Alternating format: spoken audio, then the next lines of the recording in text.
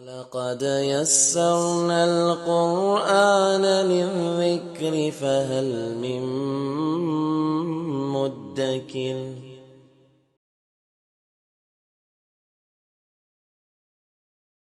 السلام علیکم ورحمۃ اللہ وبرکاتہ۔ نحمده ونصلی ونسلم علی رسولہ الکریم، اما بعد فاعوذ باللہ من الشیطان الرجیم، بسم اللہ الرحمن الرحیم۔ محترم ناظرین کرام، کل ہم نے سورہ فاتحہ کی پہلی آیت الحمدللہ رب العالمین کے متعلق چند باتیں آپ حضرات کے سامنے بحولہ تعالی بیان فرمایا تھا۔ آج ہم دوسری آیت الرحمن الرحیم کے متعلق تھوڑی سی گفتگو کریں گے۔ کل ہم نے سنا تھا کہ اللہ رب العزت تمام عالمین کا رب ہے، اور اللہ رب العزت تمام کائنات کا پروردگار ہے اور تمام کائنات کا پالنے والا ہے۔ اب کسی کے ذہن میں یہ بات آ سکتی ہے کہ اللہ رب العزت تمام کائنات کو پالتا ہے، تو اس کا یہ تمام کائنات کو پالنا کیا کسی کی زبردستی سے ہے؟ یعنی کوئی اللہ رب العزت پر زبردستی کر رہا ہے کہ وہ کائنات کو پالے، یا پھر اللہ رب العزت نعوذ باللہ مجبور ہے کہ وہ کائنات کو پالنا اس کے لیے ضروری ہے؟ جب ایسے سوالات انسان کے ذہن میں آتے ہیں تو اللہ رب العزت نے اس کا جواب آگے دیا اور فرمایا کہ الرحمن الرحیم، کہ اللہ رب العزت بڑا مہربان ہے اور بڑی رحمتیں کرنے والا رب ہے۔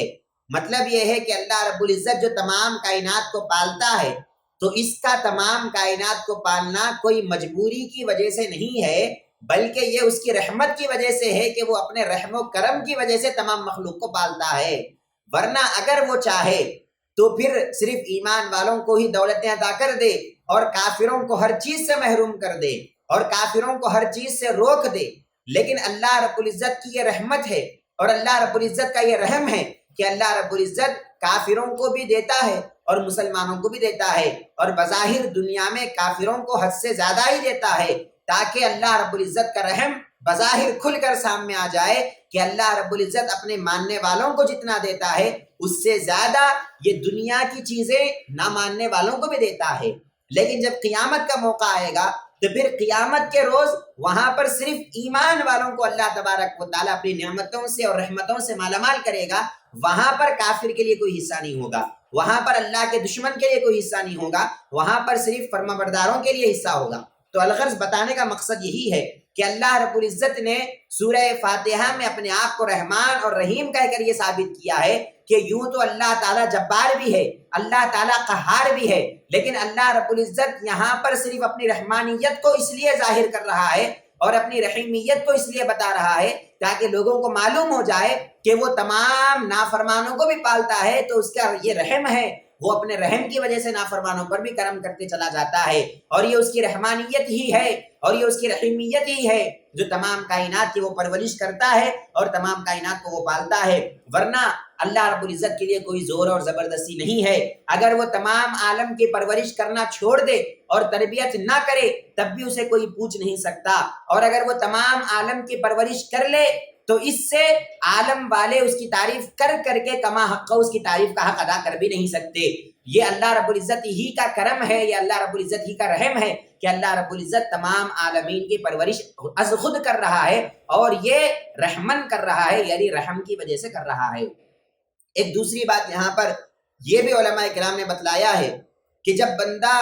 الحمدللہ رب العالمین پڑھتا ہے کہ تمام تعریفیں اللہ کے لیے ہے جو تمام عالمین کا رب ہے، جیسے ہی اللہ تعالیٰ کو رب العالمین کہتا ہے بندہ تو اس کے دل میں ڈر پیدا ہو جاتا ہے، اس رب العالمین سے خوف پیدا ہو جاتا ہے، تو اللہ رب العزت بازو الرحمن الرحیم کو ذکر کر کر اس کے دل سے اس خوف کو دور کر رہا ہے کہ بندے بے شک اللہ تعالیٰ بادشاہ تو ہے، بے شک اللہ تعالیٰ رب العالمین تو ہے، پروردگار عالم تو ہے، لیکن وہ پروردگار عالم بڑا رحمان اور رحیم ہے، تو لہٰذا بندوں کو اس سے زیادہ ڈرنے کی ضرورت نہیں ہے، بلکہ بندوں کو اس سے امیدیں بھی وابستہ رکھنا چاہیے، کیونکہ اللہ رب العزت کی ذات ایک طرف تو بندہ اس سے امیدیں بھی رکھتا ہے اور ایک طرف اللہ تعالیٰ سے بندہ ڈرتا رہتا بھی ہے۔ بس اسی امید اور اسی خوف کے درمیان کے کیفیت کو پیارے آقا صلی اللہ علیہ وسلم نے ایمان کا نام دیا ہے۔ ارشاد فرمایا کہ الایمان بین الخوف والرجاء، کہ ایمان نام ہی اسی کا ہے کہ بندہ خوف اور امید کے درمیان رہے. ایک طرف وہ رب العالمین کا ذکر کر کے، رب العالمین کو یاد کر کے ڈرتا رہے کہ دو عالم کا پروردگار مولا تعالیٰ ہے، تو ایک طرف وہ مولا تعالیٰ کی اتنی بڑی صفت کو یاد کر کے ڈرتا رہے، اور فوراً دوسری طرف الرحمن الرحیم پڑھ کر وہ بندہ اپنے آپ کو اطمینان جو ہے حاصل کر لے، اور یہ کہے کہ بندہ اللہ تعالیٰ ضرور اس کو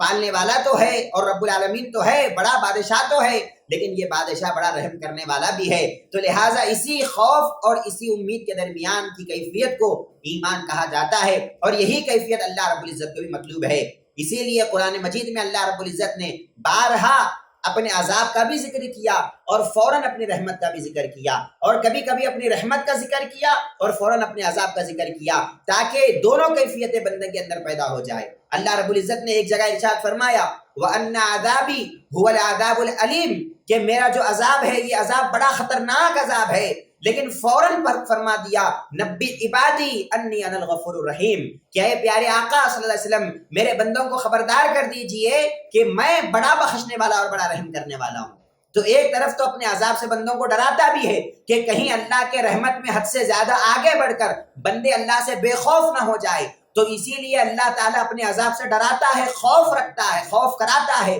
اور پھر فوراً کہیں اللہ سے زیادہ خوف میں آ کر بندہ جنت کی امید ہی چھوڑ دے، جنت کی طلب ہی چھوڑ دے، کہیں ایسا نہ ہو جائے. اسی لیے اللہ رب العزت فوراً کہتا ہے کہ اللہ بخشنے والا بھی ہے، اللہ تعالیٰ رحم کرنے والا بھی ہے، تاکہ بندے کے دل میں جیسے ہی عذاب کا ڈر آیا تھا ویسے ہی بندے کے دل میں ایک امید بھی پیدا ہو جائے. حدیث مبارک میں آتا ہے پیارے آقا صلی اللہ علیہ وسلم ارشاد فرماتے ہیں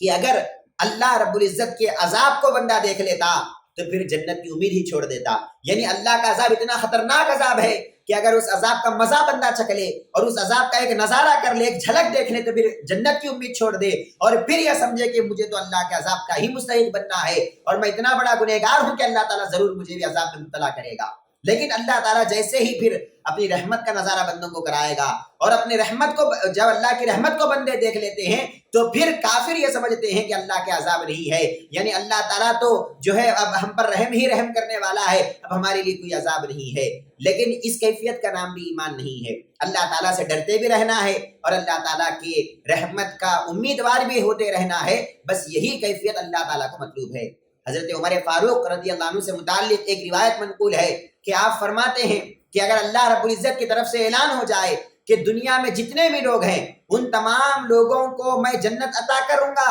سوائے ایک انسان کے کہ اسے جہنم عطا کروں گا، حضرت عمر فرماتے ہیں کہ میں یہ سمجھتا ہوں کہ وہ ایک میں ہی ہوں جسے اللہ تعالیٰ جہنم عطا کرتا ہے. اور پھر ارشاد فرمایا کہ اگر اللہ کی طرف سے اعلان ہو جائے کہ اگر تمام لوگوں کو اللہ تعالیٰ جہنم میں ڈال دے گا لیکن ایک انسان کو اللہ جنت عطا کرے گا، تو حضرت عمر فرماتے ہیں کہ میں یہ سمجھوں گا کہ وہ ایک میں ہی ہوں جسے اللہ تعالیٰ جنت کا وعدہ کر رہا ہے اور جنت میں ڈالنے کا اللہ تعالیٰ ذکر کر رہا ہے. مطلب حضرت عمر یہ بتلانا چاہتے ہیں کہ ایک طرف تو اللہ کے عذاب سے ڈر بھی ہوتا ہے کہ اللہ تعالیٰ جہنم میں اگر ڈالنے کا اعلان کرے گا تو وہ میں ہی ہوں گا کیونکہ میرے گناہ اتنے زیادہ ہے، اور اللہ کے عذاب سے ڈر اتنا زیادہ لگتا ہے کہ اللہ تعالیٰ کہیں عذاب میں مبتلا نہ کر دے. اور پھر دوسری طرف فرماتے ہیں کہ اللہ کی رحمت سے امید بھی اسی قدر پختہ ہے کہ میں گنہگار تو ضرور ہوں لیکن وہ رحم کرنے والا پروردگار ہے، وہ غفار اور ستار ہے، وہ رحمان اور رحیم ہے. تو لہٰذا میرے گناہوں کے باوجود بھی مجھے یہ امید ہے کہ اگر ایک آدمی کو اللہ جنت میں ڈالنے کا اعلان کرے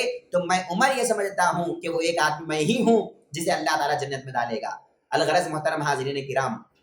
سورہ فاتحہ سے ہم کو سب سے پہلے اسی ایمان کامل کا درس ملتا ہے کہ بندہ ایک طرف الحمدللہ رب العالمین پڑھ کر اللہ رب العزت کے خوف کو اپنے دل میں پیدا کرے اور فوراً الرحمن الرحیم کو پڑھ کر بندہ اللہ کی رحمت سے بھی وابستہ ہو جائے اور اللہ کی رحمت کا امیدوار بھی ہو جائے، تاکہ الایمان بین الخوف والرجاء، پیارے آقا نے جو فرمایا کہ ایمان خوف اور امید کے درمیان ہے، یہ خوف اور امید والی کیفیت بندے کے اندر پیدا ہو جائے اور بندہ حقیقی طور پر کامل ایمان والا بن جائے. اللہ رب العزت ہم سب کو اس کی توفیق عطا فرمائے. وما علینا الا البلاغ. السلام علیکم ورحمۃ اللہ وبرکاتہ.